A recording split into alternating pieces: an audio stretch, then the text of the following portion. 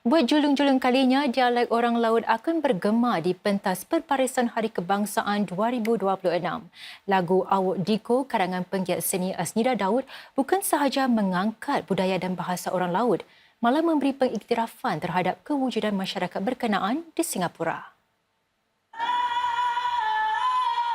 Apa yang bermula sebagai satu cabaran menjadi satu karya yang akan didendangkan di pentas NDP 2026. Lagu Awok Diko yang akan dipersembahkan oleh Asnida Daud pada asalnya dihasilkan untuk satu rancangan yang mengetengahkan warisan yang semakin terhakis. Jadi anak saya sedang bermain kekunci piano dan ketika dia bermain tu saya teringat zaman-zaman saya bermain satu permainan menggabungkan suku kata perkataan.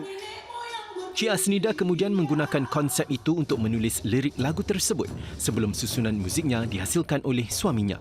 Hasilnya bukan sekadar lagu, tetapi wadah untuk mengangkat budaya dan warisan orang laut.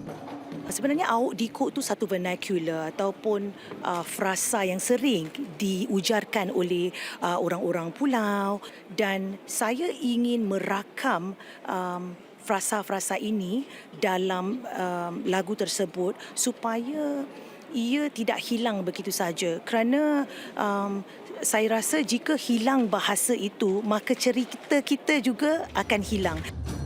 Baginya, peluang membuat persembahan di pentas NDP merupakan satu penghormatan besar yang dipikul dengan penuh rasa tanggungjawab. Bagi pempengaruh Hafiz Rahman pula, peluang untuk mengacara persembahan NDP disifatkan sebagai satu pengiktirafan baginya. Perbarisan NDP yang diadakan di Stadium Negara turut mempunyai nilai sentimentalnya tersendiri. Saya rasa bertuah kerana saya diberikan peluang untuk menjadi host dalam 2026 di National Stadium ataupun Stadium Negara kerana ini adalah tempat yang di mana pelbagai benda yang ikonik dah telah terjadi di situlah.